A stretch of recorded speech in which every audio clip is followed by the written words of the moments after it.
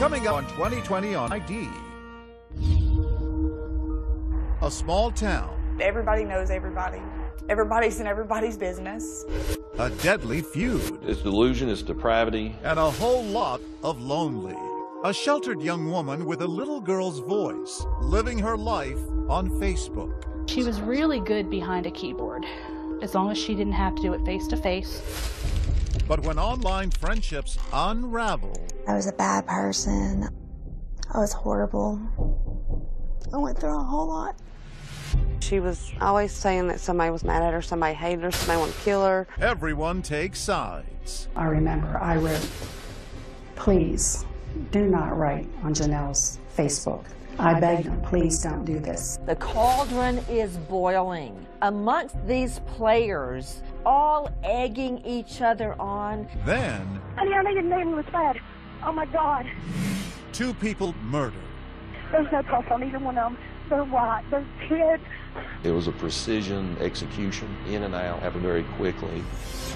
Facebook defriending that led to murder. And a bizarre tale begins to unfold. What a tangled web we weave when first we practice to deceive. Stashes of arms. We had rifles, shotguns, semis. Secret recordings. You got rid of everything as for good, didn't you? And a secret agent in their midst. Is the CIA here? CIA?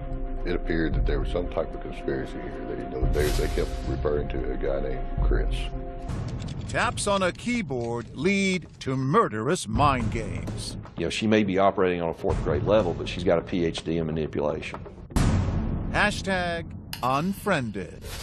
Welcome to 2020 on ID. I'm John Quinones. The story you're about to see is as old as time. It's about unrequited love, rage, and revenge. But it also has a frightening modern twist because much of the bullying and threats that fueled this tragedy played out online. And then there was the shadowy figure cloaked in emails. Who was he? And was he the one pushing someone to commit murder? As Matt Gutman first reported in 2015, it all took place in a tiny town just 3 square miles. To talk to someone there, all you really had to do was just walk down the street. Drive up the winding mountain roads of northeast Tennessee and you'll find breathtaking views, stunning scenery. They don't call it Mountain City for nothing. Everybody knows everybody. Everybody's related by blood or marriage to everybody else. They all go to the same churches. The sign at the city limits would like to suggest this is a congenial community of 2,500 with its arms wide open. The sign welcoming people to Mountain City says a friendly hometown. Friendly to you? No. Why not?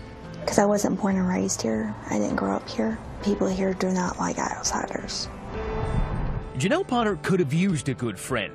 Plagued with debilitating health problems since she was little, she's now a loner who spends most of her time inside this shuttered ranch house, under the watchful eyes of parents Buddy and Barbara Potter. What kind of person is she? Good-natured, sweet person. She's not an angry person. Naive, young, innocent? Yes, very naive. She's young in her mind, more young than her age, I think. And although she doesn't sound like it, Janelle is 30 years old. She looks good, right? Her room is filled with stuffed animals that stand in as friends. She doesn't work, doesn't drive, and she confides in us she's never been with a man. What were the rules? Don't be out past, 12 o'clock at night. No smoking, no drinking, no partying, stuff like that. They are a God-fearing and gun-loving family. Even when they garden, they pack heat. Mom, Barbara, had a job with Hewlett-Packard, and Dad, Marvin Potter, better known as Buddy, was a former Marine who served in Vietnam rescuing POWs. And later, he says, he served with the CIA. Sounds like Rambo. I just saw him as a gentle giant. But age has taken its toll. Both are now disabled, Buddy even on an oxygen tank. But Janelle's life support becomes social media. So because you didn't drive, that's one of the reasons that your social world became the computer. Yes. I had a lot of family pictures on there. Random pictures of sceneries, dogs. Selfies? Any selfies? Did your parents have access to your Facebook page? Did they monitor it? Yes. A woman in your late 20s and your parents have access to your Facebook page? Well. But a simple trip to the pharmacy would be a turning point in Janelle's life. Employee Tracy Greenwell remembers the day she first met Janelle. When she first came in, what did she look like? Sweet and innocent. I mean... She's got the big blue eyes, right? The sweetest thing you'd ever think you'd see. Tracy takes it upon herself to befriend the social misfit Janelle. We felt sorry for Janelle. She was sheltered and sick and stuff. She gave me her phone number and I started calling her. I would go out with her to the mall, to her house and out to eat. They even got her to rappel. These are pictures of the new fast friends at Backbone Rock, a local landmark.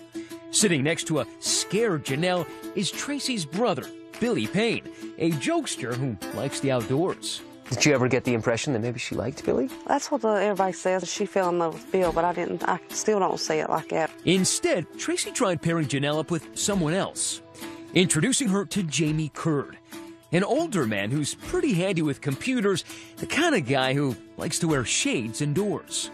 Well, Jamie was sort of rough looking, you know, greasy, and she was neat. So why did you think to set up Jamie and Janelle? Jamie didn't have a girlfriend, and she really didn't have a boyfriend. I mean, they didn't look like they'd go together by no means. Janelle and Jamie became an unlikely item, hiding their relationship from her strict parents. He's at the Potter house from time to time, supposedly to fix the family's PC. But behind her parents' back, Janelle and Jamie would steal time and a few kisses together, snapping these secret romantic selfies. You and Jamie got pretty serious at one point. Yes. He gave you a cell phone so that you guys could talk without your parents being on the phone. Yes. How often would you talk? Every day. For long periods? For an hour, 2 hours at a time. Now, take note of Jamie Curd and all that clandestine canoodling, because you're going to hear a lot more about him a little bit later. But even while she's with Jamie, Janelle is still secretly pining away for that outdoorsman she met, Billy Payne. And right around that time, something sinister is happening with her online relationships. She's being relentlessly cyberbullied. Appalling, anonymous comments begin appearing on her Facebook page. What kinds of things were people saying about you? Just that I was a bad person, I was horrible, threatened to get raped. Must have been pretty scary. Yes. I remember I wrote, "Please do not write on Janelle's Facebook. I begged them, please don't do this." And Janelle thinks she knows who it is, pointing the finger directly at one of her so-called Facebook friends, Billie Jean Hayworth. What was her relationship like with Billie Jean? Oh, she hated her. From the get-go? She'd call her all kinds of bad names. But we didn't know, I mean, she wouldn't never say Janelle. It was always somebody else. Meaning Janelle was posing as somebody else, talking bad smack about. Yeah. And then when they would confront her, she'd be like, I didn't do that or whatever. There might be another reason these two don't get along. Billie Jean is engaged to, guess who? The object of Janelle's obsession, Billy Payne. Lindsay Thomas is Billie Jean's best friend. She was very laid back. She liked to have a good time, always laughing, always had a smile on her face, just really easygoing. And she and Billy had something to be especially happy about, a 7-month-old baby boy. Oh, he was her world. Just this glow she had about her when he came into the world was just unbelievable. Friends say Janelle was so jealous of Billy and Billie Jean's relationship that she started spewing some online venom of her own. She talked about how bad they partied and they were on drugs and, you know, just all kinds of lies. I mean, it just got worse and worse and worse. Did anybody believe it? No. And then Janelle's posts turned vicious. That she wished that Bill and Billie Jean and that damn baby would die. An all-out Hatfield and McCoy-like feud erupts on social media, pitting Janelle against Billy and Billie Jean. The cauldron is boiling amongst these players, all egging each other on. She was always saying that somebody was mad at her, somebody hated her, somebody wanted to kill her. She was paranoid about it, I thought. But so far, it's all just virtual violence. But then it escalated. I was calling the police a lot. They're trying to set me up, but I don't like this because I'm very sick. They were wanting to blow up my dad's truck. throwing rocks at the house. These are police photographs of a rock that landed in the Potter front yard. Written on it were two names, Billy Payne and Billie Jean. And across the side, quote, "I'm your huckleberry." Now, at one point, did they unfriend you on Facebook? I think we did it to each other. I unfriended them, they unfriended me. Who unfriended who first? I did Bill first, and I think Billy did me. And I unfriended her. But unfriending would only be the beginning. There's no problem. They're white. They're kids. There's a baby involved. When we come back, the young couple's house becomes a crime scene. My impression after, the first week was it looked like a hit. Like a contract hit. Right. Suspects in custody. And an investigation that leads all the way to the CIA. It's so incredible. The story is simply unfathomable. Stay with us.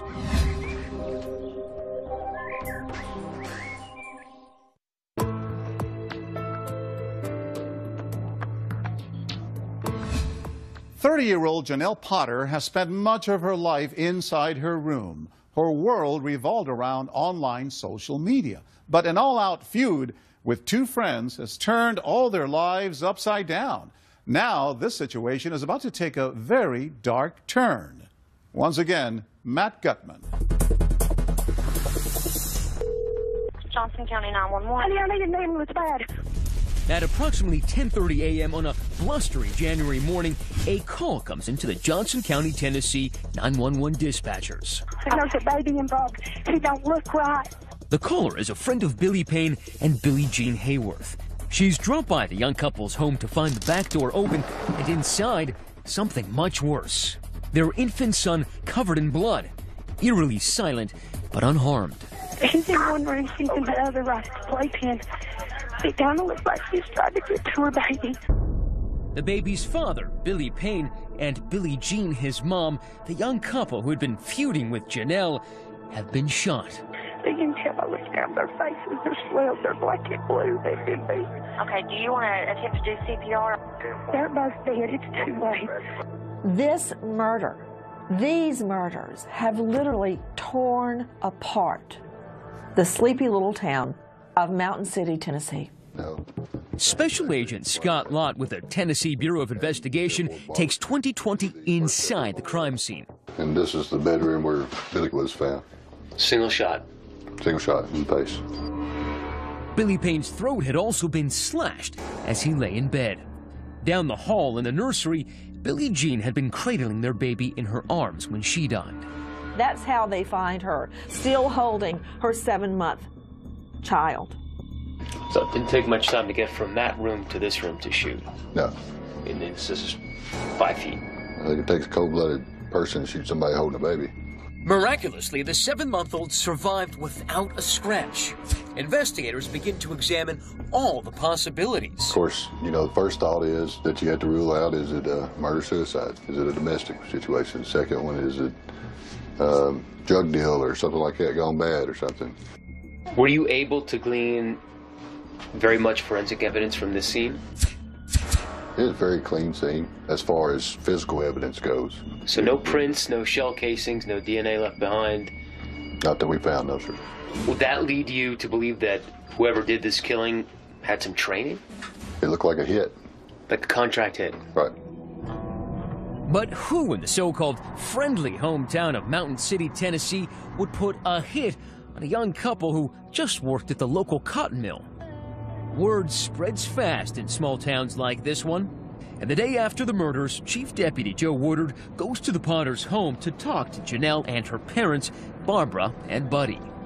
We went to the residence and just more or less conducted an interview with them in the very beginning. Why did you decide to go to them? Because we knew that they had trouble with them. Trouble, like that social media catfight between Janelle and the two victims. Scott Lott with a Tennessee girl. Oh, okay, nice to meet you. Yeah, absolutely. The Potters don't know it, but the detectives are secretly recording their interview. What we're doing right now is investigating the double homicide. Very serious matter.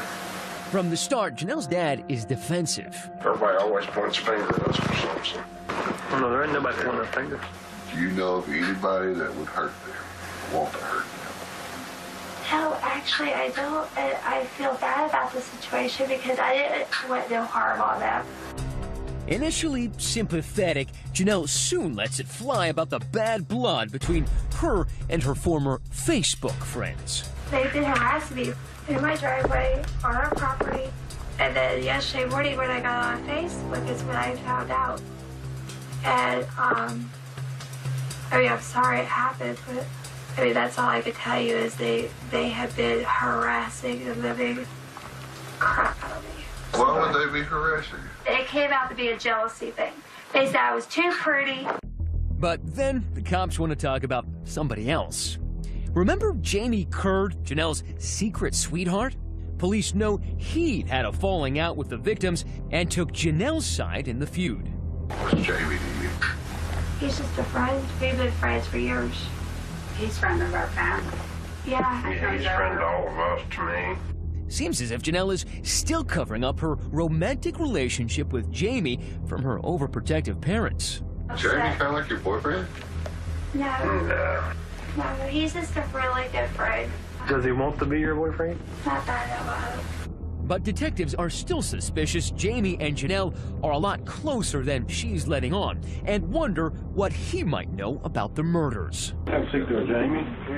So they haul Jamie Kerr downtown and ask him to take a polygraph.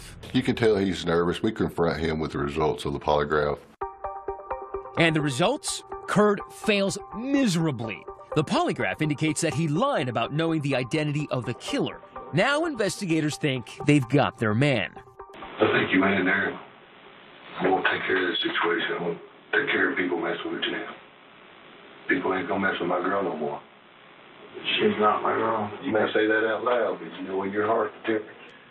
But hours go by and Jamie Kerr still denies that he's involved in the murders. Were you the only person that was ever killed? I wasn't there. Then, out of the blue, it's Jamie asking them a question. A bizarre one, which has the investigators dumbfounded. Is the CIA here? CIA? No. No. Jamie, in that interview, had said something to the effect of, is the CIA here? Of course, that was a very strange question to me. Ask the question? Yeah. Why did you ask about the CIA? Because he says he works for him. It's going to be a major breakthrough in the case. Jamie tells detectives that he'd been texting with a mysterious man named Chris, who told him he was in the CIA, who says his job was to protect Janelle from her enemies. Is that he is going by Billy? But why in the world would a CIA agent be involved in this tiny town's deadly internet feud? There's 2,500 people there. There's a guardian angel CIA agent. I smell a rat. And when we come back, I'm not going to tell you I did something I didn't do. Why has Janelle's disabled father suddenly become a suspect? I said you would never, ever consider hurting someone over this, would you? Next.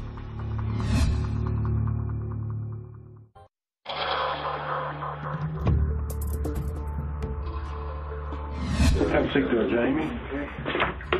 It's 10 p.m. at the Johnson County Sheriff's Office, a department so small that the Chief Deputy's office doubles as an interrogation room.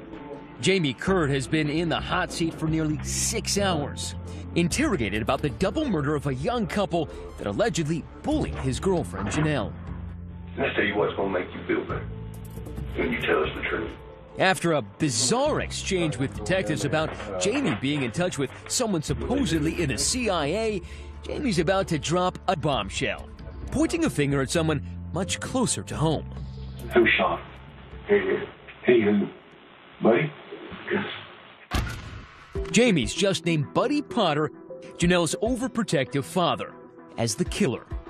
Buddy, the senior citizen former Marine who needs a six-pack of oxygen just to breathe, he's not exactly your central casting assassin. Buddy Potter, because he has so many ailments. He's very ill. He's on an oxygen tank, for Pete's sake. No way could he ever pull this off. In an attempt to save his own skin, Jamie agrees to help police snare Buddy. With detectives recording the conversation, Jamie calls his accomplice. It's a trap to get a confession on tape. Well, they're pointing fingers. Oh, gee, Christmas. You got rid of everything as for good, didn't you? Okay. That makes me feel up there. Yeah. It wasn't exactly a smoking gun, but it was enough for detectives to move in and arrest Janelle's father, Buddy, in a pre-dawn raid. Gun-loving Buddy was almost always gun-toting, so police were on high alert. We knew he had a weapon. And at one point, we thought he made a gesture to us. What kind of gesture? Show Just me. like he's going to do like this, and we grabbed his arm. And was he in fact armed? He was. Now it's Buddy's turn to answer some tough questions. You know why you're here, right? Yeah, I'm assuming. Okay, why do you think you're here? That somebody's told you I'm the one who killed somebody. Initially, his body language, you could tell he wasn't being truthful with us. Here's the thing, we're not looking at you helping us. We want you to help yourself. I'm not going to tell you I did something I didn't do. He denied everything. We pressed him and pressed him and pressed him. Are you a cold-hearted killer? Protector of your family? Which one are you? I'm protector of my family to start with, but I did not do this. Detective Lott then employs a tried-and-true interrogation tactic. Let the suspect implicate someone else. I think Jamie talked you into it. I think Jamie is secretly in love with Janelle. Okay? No. This is his way of proving to Buddy that I can take care of her, I can protect her. Now, that wouldn't have proved to me this thing. I didn't say that. But Buddy's not taking the bait, and Agent Lott is getting nowhere fast, so changes his strategy, switching from inquisitor to sympathizer. I believe you are sick and tired of the most precious person in your life being attacked and harassed constantly. I know that. Okay? Ever since all this crap started, I've had my life threatened. My wife has been threatened. They've threatened to take Janelle, cut her head off. Agent Lott's tactic works, and they're able to drill down to his motive. When you hear people plotting to catch your daughter in a restroom and murder her, they want to rape her because she's a virgin. And just so much. Finally, after an exhaustive 4 hours, a broken Buddy breaks down. He's crying. Listen, I got it right now. It's Janelle Bobby what you did. No. Agent Lott senses that Buddy is right on the verge of a confession, so he uses another ploy, and they hit pay dirt when they get him to call his wife, Barbara. We let him make a phone call to Barbara. Barbara. Yeah. Before you find out from somebody else, I want you to know I was involved in it, and I did it. What? Some of it. And he told Barbara, I did it. And that's as close to a confession as we got from him. Buddy's wife, Barbara, seems eager to provide him with an alibi. Your husband confessed to it. Yeah, but there's questions about that. So why would he admit to it? Why would he confess?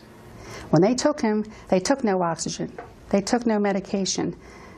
And they interviewed him for hours. And when his oxygen gets low, he says things that don't make sense or are incorrect. You need to just say, you know, you're not guilty, you're not guilty. But police think they've got a pretty good case, and now they're out to build it. They execute a search warrant on the Potter house. So did you notice anything odd in the house or anything unusual? Whenever the investigators went downstairs, there was a lot of firearms. We had rifles, shotguns, I mean, it's just one of those. An arsenal? An arsenal, basically, yes. How downstairs. Many? I would say probably close to maybe 60 different guns. 60? And it wasn't just in the basement. Guns in the corner of the bedroom, guns inside the dresser drawer, and guns under the mattress. There's even an ammo belt draped around his oxygen tank. They had guns out the yin-yang. It's pretty overwhelming. Looks like Buddy's taken his right to bear arms to an extreme. Yep, that's an AK-47 you're looking at. And there were knives, too, all around the house, even hanging from the antlers on the wall. But there was more. We even found pictures of the victims that were in the living room. You found pictures of the victims in the living room? Yes, we sure did. Was this some sort of mourning thing that they were trying to mourn for the victims? No, I don't think so. No, it certainly wasn't. These were Facebook pictures of Billie Jean and her friends. Was anything written on them? I think one of the pictures, I believe one of them had like bitch on it. Which is kind of an odd thing to find after someone has been murdered in their house holding their baby. Exactly. And something else you may notice, all the pictures appear to be ripped in half. The cops caught Janelle's mother red-handed trying to destroy evidence. Then all of a sudden she ripped it in half. And I stopped her and I said, give me those pieces of paper. In total, authorities seized 51 items from the Potter house, including the family computer Janelle spent most of her time on. And when they impound Buddy's truck, look what they find. 3 enormous bags stuffed with shredded documents. We took those shredded documents. One of our agents spent a month of her life taping those back together. That agent meticulously reconstructed more than 100 pages that turned out to be emails, the lines from the shredder still visible. The emails are between the Potters and a shadowy figure named Chris, who was warning them that the murder victims had been plotting to kill Janelle. It appeared that there was some type of conspiracy here. They kept referring to a guy named Chris, that's supposedly a CIA operative or something. Who is Chris? The stunning revelation about his identity and his jaw-dropping relationship to Janelle. Next.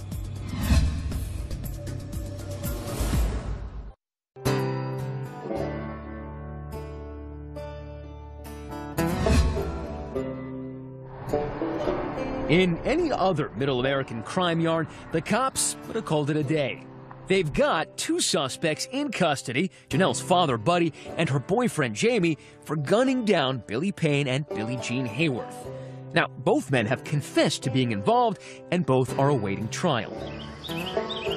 But the most unbelievable twist yet was on that Appalachian horizon. It's not really a whodunit to me, it's a why did they do it? Barbara Potter can't make sense of the fact that Buddy is behind bars. He's never been violent. Neither one of us ever broke the law. We tried to do the right thing, always. And yet, there he is at the Johnson County Jail, accused of first-degree murder. So how was such a heinous murder conducted? How would I know that? Remember, a search of the Potters' home reveals an arsenal of weapons and bags of shredded emails. At least 100 pages got taped back together. And in those emails, conversations between Barbara Potter and a man named Chris, who says he worked for the CIA, warning Barbara about threats to her daughter's life. Chris was doing some surveillance and intelligence work, right? He said he was. Who is Chris? I have no idea who this Chris person is. What was his job? He was a CIA agent. What kind of stuff did he do? He said he was down here to protect me, protect my parents. But why would a CIA agent descend on such a sleepy small town? Could it have something to do with Buddy's service in Vietnam? Barbara says that part of her husband's past is top secret. Is he allowed to talk about what he did? No. Never. Was he ever in the CIA or attached to the CIA? He said he was. Chris told Barbara, Janelle's mom, he was watching their every move and was monitoring all that venom the victims were allegedly spreading on social media. He was watching these people, he said, that were harassing her on the computer and calling her. In Mountain City, Tennessee, there's 2,500 people there. There's a guardian angel CIA agent. No. Police are rolling their eyes, too. And when they take a closer look at the computer they've seized from the house, a eureka moment. Those emails from Mr. CIA man Chris were all coming from an IP address that belonged to her daughter, Janelle. Every one of them pointed straight back to Hospital Road, Mountain City, which was Barbara and Janelle's home address. That leaves police to deduce only one thing. There is no Chris from the CIA. It was a creation, concocted by Janelle Potter to convince her parents she was in danger. She invented this character. Exactly. Exactly. When she invented Chris, she could assume a different identity and be as hateful as she wanted to be. And prosecutor Dennis Brooks says the timing of Chris's appearance on the scene was no accident. The Chris emails start after Billie Jean Hayworth moves in with Bill Payne and gets pregnant. All this might seem far-fetched, but assuming a false identity online happens more often than you think. It's called catfishing, and there's even a whole TV show about it. How come you've been pretending to be someone else? So she's catfishing her mom from the same house, from the same computer. She bought it hook, line, and sinker. How is that possible? Buddy Potter, at some point in his military career, had some involvement with the CIA. I think his wife, Barbara, was enamored with that. And Janelle grew up in that environment. So I believe the more she fed that back to her parents, the more it just kept growing and growing. It's beyond absurd. In all catfish cases, at some point, the victim of the catfishing is guilty of some degree of being naive. But Janelle's mother, Barbara, is about to go from naive to nefarious. And in those email exchanges, it sure sounds like she wants Billy Payne and Billie Jean dead. In one email to Chris, Barbara writes, "We've had enough. No one wants to kill anyone, but we will." Barbara would take this information and show it to Buddy. Buddy, look what they're trying to do to Janelle. Look what they're trying to do.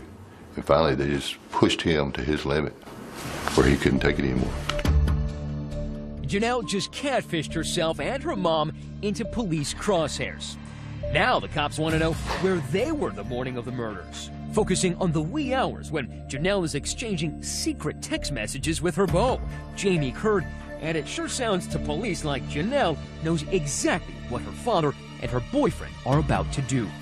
At 4:39 a.m., this message. "Yes, he's leaving now. I hear the car." Police believe she's talking about her father on the way to pick up Jamie. The final text a minute later. "I love you. Text me ASAP when you get back." And then all of a sudden the text messaging ends. And presumably around 5 in the morning, Buddy picks up Jamie and they drive over there. Over to the victim's house where they savagely killed Billy Payne and Billie Jean. For prosecutor Dennis Brooks, it's all proof that these murders were a family affair. And one thing that was very telling about Janelle being involved in the preparation for the killing is the text messaging she does. Coming up, Janelle in jail, where our interview turns sour. Chris was you. No. You are Chris. I can't do this. I think we're done there. We're done. And will Barbara throw her own daughter under the bus to save her own bacon? I love her, but I'm not going to serve life for her. No. Stay with us.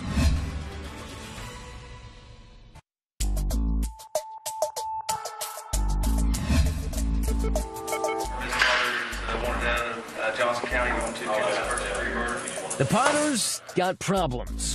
The trial for a mother and daughter charged with murder started today in Jonesboro. The courtroom was filled with emotion as Barbara and Janelle Potter were arraigned. Prosecutors accused them of masterminding the murder of a young couple they had bickered with on Facebook. The family patriarch, Marvin Buddy Potter, confessed to killing Billy Payne and Billie Jean Hayworth and was found guilty at trial. He is serving 2 life sentences. His accomplice, Jamie Curd, copped a plea deal for 25 years, but now under arrest is what's left of this dysfunctional family, Barbara Potter and her daughter Janelle. Charged first-degree murder. 3.5 years after the murders, the mother and daughter had their day in court.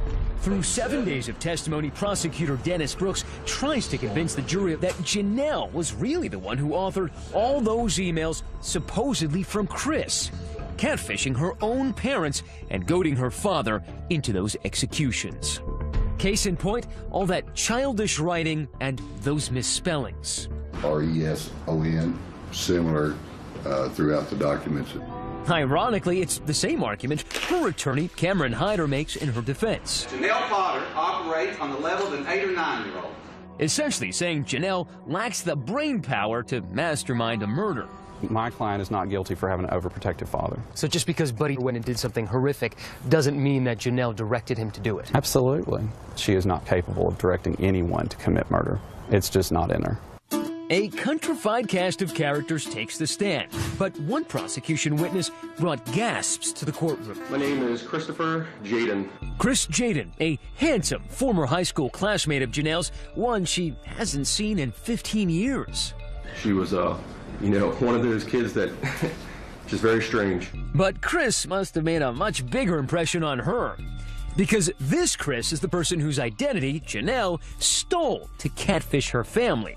Chris works for security, all right, just not national security. The second Chris comes in, her eyes were just drawn to him, would not leave him. As he testified, her eyes were fixed on him. Because he's the real thing, and he's a good-looking guy. She apparently thought Billy Payne was too, which is why if she couldn't have him, said the prosecutor, nobody could. Janelle Potter had a crush or some kind of good feelings toward Bill Payne. A biblical crush on him, an epic crush on him. And when he moved on with Billie Jean Hayworth and they had a child, that was it. She went berserk. They would talk about the baby Tyler. They would call him that damn baby. That baby needs to die. No one talks that way about an infant, other than a woman, perhaps, who is jealous that that's not her infant. But the prosecutors have a problem. Their evidence is entirely circumstantial. There is nothing directly linking Barbara and Janelle to the crime scene. But can they link them to the convicted murderer, Buddy? If he's not subjected to Barbara Potter as his wife, Janelle Potter as his daughter, is he ever going to be in that kind of situation? He ended up being exactly what he said he was, a contract killer. Yeah. Killing on assignment. He did do that, on their wishes. Even if a jury believes they are involved with this, do they take that leap and call it first-degree murder? But the jury jumped in with both feet. We, the jury, find the defendant, Barbara Mae Potter, guilty of first-degree murder. We, the jury, find the defendant, Janelle L. Potter, guilty of first-degree murder. A Washington County, Tennessee jury convicted the pair of first-degree murder in the deaths of Billy Payne Jr. and Billie Jean Hayworth back in 2012. For the families of the victims, an emotional scene. A lot of relief right now. I'm glad that this is finally getting over and that maybe we can let Billy and Billie Jean rest now. And it's amazing to me that these murders were carried out without Janelle Potter ever pulling the trigger herself. Janelle and Barbara got exactly what they took away from Billy Payne and Billie Jean Hayworth. Life behind bars. Shortly after their conviction, I meet up with the Big House bunkmates. They chose not to testify at the trial, but we put the questions to Barbara and Janelle that they didn't have to answer in court. Why did you write to Chris that you wanted them dead? I didn't. Yeah, you did, from these emails. Well, you can believe those emails if you want. So who wrote this? 1, How would I 2, know? 3, I might have 4, started an email 5, that got changed. 6, well, you can do what 7, you want. I'm telling you. 8, 9, 10, 11-page email. 11 pages. Mm-hmm. That's a long email. And you write, I will kill if I have to. Not just hurt, but kill. That's not me. That is not me, because I'm not that kind of person. I'm not evil. But probably the most revealing email isn't one Barbara exchanged with Chris, but rather one she sent to herself. A link to a Billy Graham article on forgiveness and murder. A couple weeks before the murders, you had searched, can God forgive a murderer? No, I didn't. That's didn't? not me. No, I did not. I don't want anybody murdered. I did not do that. Maybe Janelle? I don't know. I would hope not. Do you think if you passed that you'd go to heaven? Yes, definitely. And with a clean conscience. I could die right now, and I would feel good about it. I would go. I love my daughter. I love my husband. But I would not sit here and lie for them. You wouldn't take a hit for your daughter? No, not me. I love her, but I'm not going to serve life for her. No. Apparently, there is a limit to this mother's love, but what's not in short supply in this family are lies. Can God forgive your mother? I'm sure. What about you? I didn't murder anyone. You don't have any responsibility for the murder of Billy Payne, Billie Jean? No. None? No. No, but you hated them after I time didn't again and hate again. them, I just disliked them. You hated them enough to tell your father that they were really torturing you. And you must have hated them if what you say is true, that they were harassing you time after time again and I didn't hate again. them, I just disliked them. I wanted to quit. I wanted the harassment to stop. I went through a lot with them, but I never wished them dead. I never wanted them dead. Janelle begins to cry. Is it real? Or is it just another move in her game of master manipulation? Chris was you. No. You are Chris. You invented him like you invented other characters. No, I didn't. You didn't. No. Just happened to be from your email, from your computer with your fingertips. No. It was from your IP address, from your email address. I don't think we're going to get into that. She said Everything no, so- leads back to Chris. Chris And apparently she created this scenario. She stated she's not Chris, and that's what she maintains. Do you feel like you had any We're done. responsibility in We're doing done. this to We're him? done. Janelle Potter shuts down in tears and walks out of our interview and back to her cell. The family that just a month before the murders spent Christmas posing for photos together, now taking a very different kind of snapshot. Does it make you feel any better? Yeah, I mean, I'm glad. I want them to pay for what they done. I think that Janelle and Barbara are where they need to be. I think they deserve every bit of what they've got. The tiny town of Mountain City has gone back to its daily routines, but many people question whether the heart of this story is not about social media, but about something far more timeless. At the root of this case, Janelle Potter was like a lot of adolescent girls who aren't fitting in a community. It turns into an anger. That's what it boils down to. It wasn't defriending on Facebook. It was a jealousy issue. It's somebody with too much time on their hands. As of 2016, Janelle, Barbara, and Buddy Potter are all appealing their convictions. Mother and daughter are serving their time in the same Tennessee prison. Both will be eligible for parole in the year 2073, when Janelle would be 91 years old. I'm John Quinones. Please join us next time for another edition of 2020 on ID.